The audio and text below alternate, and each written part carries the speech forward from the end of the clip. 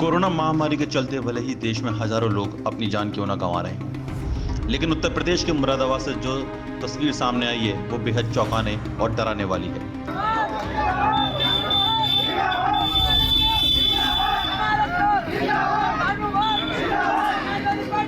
दरअसल थाना मजोला क्षेत्र के गंगान नगर मैनाठेर स्थित एक स्कूल परिसर में समाजवादी पार्टी के नवयुक्त महानगर अध्यक्ष शानू अली के स्वागत समारोह में सैकड़ों सपा कार्यकर्ताओं की भीड़ कैमरों में कैद हुई है। वैसे तो वीकेंड लॉकडाउन कर्फ्यू के चलते मुरादाबाद पुलिस शहर के मुख्य चौराहों पर बिना मास्क और अन्य तरह के चालान काटने की टीमें हाँकती रहती है, लेकिन संडे की शाम मजोला पुलिस की नाक के नीचे इतना बड़ा आयोजन हो जाना अपने आप में कई सवाल छोड़ गया है। इस कार्यक्रम में पूर्व कैबिनेट मंत्री कमाल अख्तर सहित जिले के कई और सपा नेता भी मौजूद थे।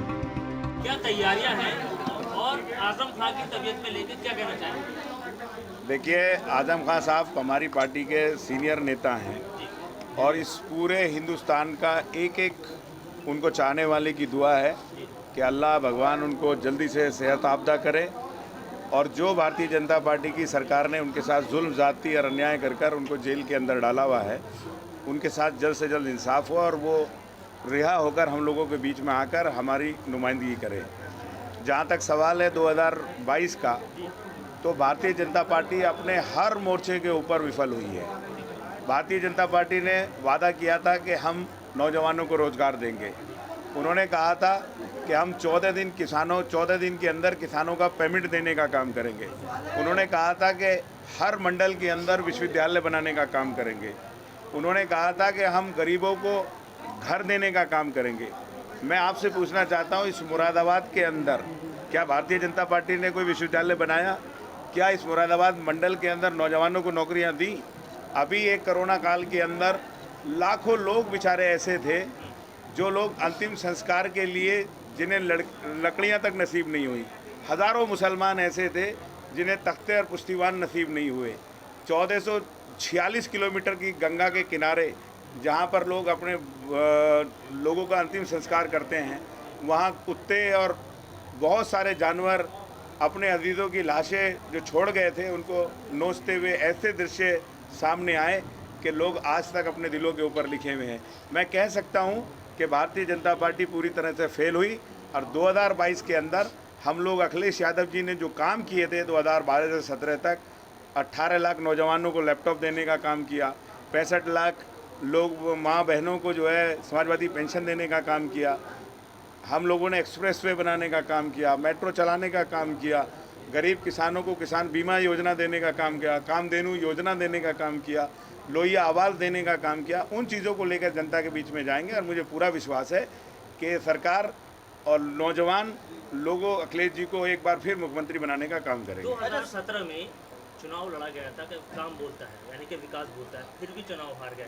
इस बार क्या मुद्दा है आपके पास, क्या रणनीति है? देखिए, ऐसा है, हम लोग जो अखिलेश जी ने काम किए थे वो जनता के बीच में उन लोगों के हम उनके कामों को पहुंचा नहीं पाए।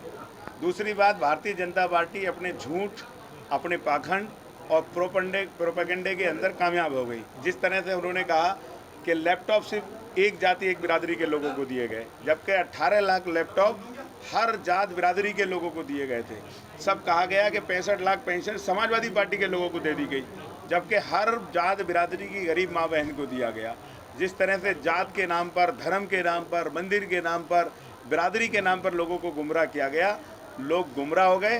और आज वही सारे के सारे लोग जो अखिलेश यादव जी ने काम किए थे उन कामों को लेकर अखिलेश जी को याद कर रहे हैं। और आपने देखा आज पूरे उत्तर प्रदेश के अंदर भारतीय जनता पार्टी की पोल खुल चुकी है और निश्चित तौर पर उनका इस उत्तर प्रदेश से जाना तय है। अरे 2022 में समाजवादी अकेले ही चुनाव लड़ेगी या गठबंधन से लड़ेगी? देखिए, ये राष्ट्रीय स्तर का मामला है। जो भी समाजवादी पार्टी के राष्ट्रीय अध्यक्ष माननीय अखिलेश यादव जी निर्णय लेंगे। हम एक कार्यकर्ता हैं और समाजवादी पार्टी का एक एक कार्यकर्ता अखिलेश यादव जी का जो भी निर्णय होगा या जो भी वो निर्णय लेकर चुनाव लड़ेंगे, हम एक एक कार्यकर्ता उसी पे काम कर कर उन्हें पुनः मुख्यमंत्री बनाने का काम करेंगे। मंत्री जी, एक आखिरी सवाल आपसे कि मुरादाबाद सांसद डॉक्टर एसटी हसन का एक ऑडियो सोशल मीडिया पे वायरल हो रहा है जिसमें वो जिला पंचायत के सदस्य को 30-20 लाख में खरीदने की बात कर रहे हैं। इस संबंध में क्या कहेंगे आप? देखिए, ऐसा है, आप सब लोग जानते हैं, फिल्मी दुनिया के अंदर और दूसरी जगह बहुत सारी मिमिक्री करने वाले लोग हैं। कई लोग आपको जो है मुलायम सिंह जी की आवाज़ निकालते हुए मिल जाएंगे, कई लोग मोदी जी की आवाज़ निकालते हुए मिल जाएंगे।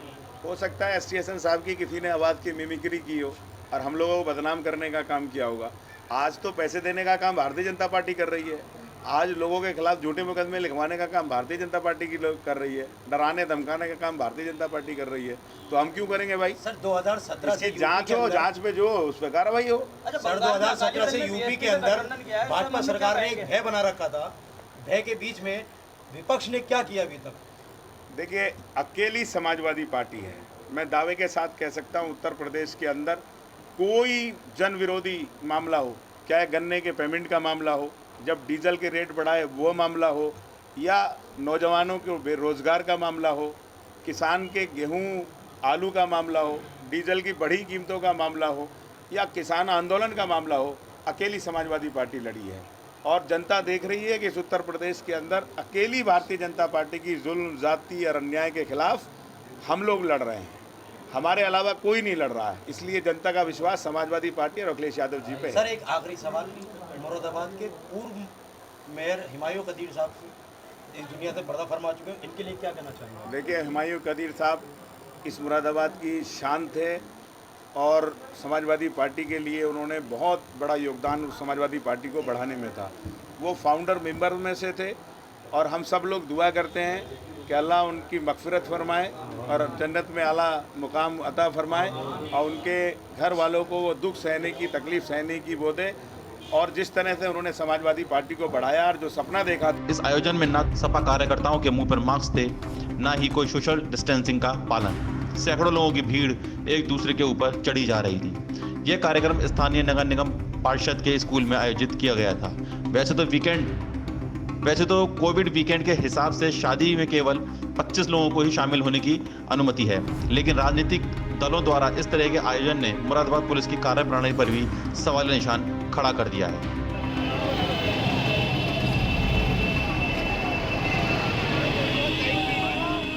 उससे मैं कहूँगा अनुशासन में रहें और वोटर लिस्ट पर मेहनत करें, बूथ एजेंट बनाने पर मेहनत करें। नारे तो लगते ही रहेंगे, इस वक्त जो है ज़मीन पर काम करने का वक्त है, मेन काम है वोटर लिस्ट पर काम करने का। यहाँ के पार्षद और क्षेत्रवासियों के लिए क्या कहना चाहेंगे जो समाजवादी की सीटें यहाँ पर? मैं यहाँ के लोगों का शुक्रिया अदा करना चाहूँगा कि उन्होंने समाजवादी पार्टी के पार्षद को जिताया और आगे के लिए गुजारिश करना चाहूँगा कि समाजवादी पार्टी को ही आगे वोट दें।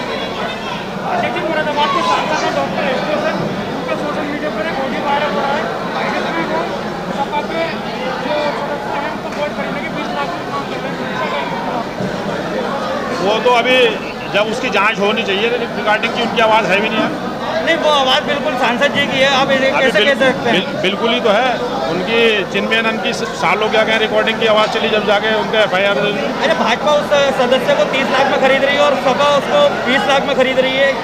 भाजपा तो 30 लाख में क्या 1 करोड़ में भी खरीद लेगी। कर्नाटक में खरीदा, हरियाणा में खरीदा, हर जगह खरीद रही है भाजपा तो।